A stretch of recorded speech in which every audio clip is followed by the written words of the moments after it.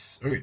Jeg er i gang med at vise sum- og differensreglen, og nu vil jeg vise den for sumfunktionen. Så det er, når man har den her, der er den her funktion, som vi så deler op i to led, altså så man kan aflede dem led for led og led. Så vi har den her kx, den er lige med f af x plus g af x. Og det er det samme, når man har afledt dem, så k mærke af x er lige med f mærke af x plus g mærke af x.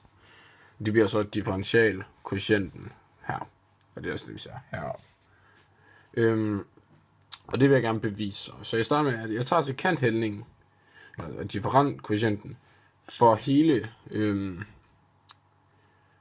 for det hele, altså for f plus g. Så den skriver jeg op her, kan vi se den. Og så deler den op i de to brøker, så deler den op f for sig og g for sig. To brøker her. Og så finder jeg grænseværdien. Begge de her f og g, de er begge to differentiable. Det er et krav for, at vi kan bruge den her regel. Og så når vi har de to op, så har vi de her to differenskvotienter. Vi vil gerne finde, grænseværdien. Så vi gør, vi tager lige, vi lader h gå mod 0. Finder ventalen, altså vi får dem afledt så. Så vi f mærke x 0 plus g mærke x 0.